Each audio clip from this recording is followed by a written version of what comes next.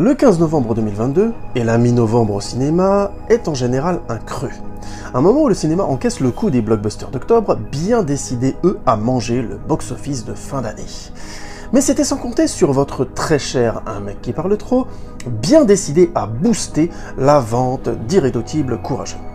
On vous le dit, au cinéma cette semaine, ça s'agite. Du crépitement sous les néons de FGKO. Dans le genre geste technique de Hoche, le dernier né du duo FGKO se pose là. Souvent imité mais très rarement égalé, La haine de Mathieu Kassovitz s'était imposée en maître étalon du film de banlieue, alliant avec une intelligence rare, dialogue sonore vrai et dialogue narratif poétique. Sous les néons, la tentative est différente, puisqu'il s'agit d'un polar adapté d'un roman de Rémi Lasource. Et si dès la bande-annonce, Bosch, rappeur mais ici définitivement acteur, est parfaitement crédible, le reste du casting se débat déjà plus avec cet exercice de style très délicat. On raconte une histoire fictive, mais il faut que le vocabulaire et la manière de parler fassent vrai.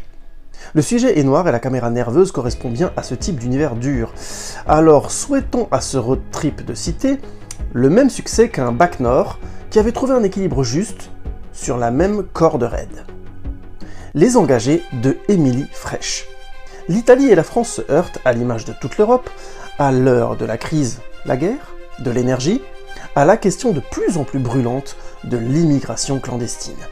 Il n'y a donc pas en ce moment de film potentiellement plus dans l'actualité. Encore faudra-t-il éviter les grandes phrases et se concentrer sur l'humain. Humain qui balaye tous les discours et renvoie à l'urgence d'aider. Un film donc potentiellement puissant, pourvu qu'il ne cherche pas à faire la leçon. Premières urgences de Éric Guéret.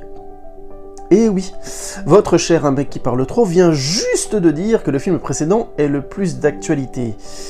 Et pourtant, un documentaire qui suit les débuts aux urgences de 5 fraîches recrues, alors que nous essuyons actuellement la 8e vague du Covid, peut-il être plus à jour que ça? Ce film ne fera donc pas dans la surprise. Les hôpitaux sont débordés et nos apprentis urgentistes vont donc être jetés dans la fosse aux lions.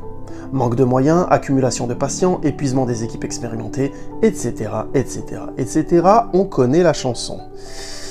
Et pourtant, les hôpitaux publics de France et de Navarre n'ont cesse de proclamer leur mort future et le dépassement du point d'urgence qu'a provoqué la pandémie mondiale. Alors, un documentaire de plus pour nous le rappeler, nous interpeller et surtout toujours plus éveiller l'opinion, n'est-ce pas juste nécessaire et indispensable? Et vous, qu'est-ce qui vous agitera cette semaine?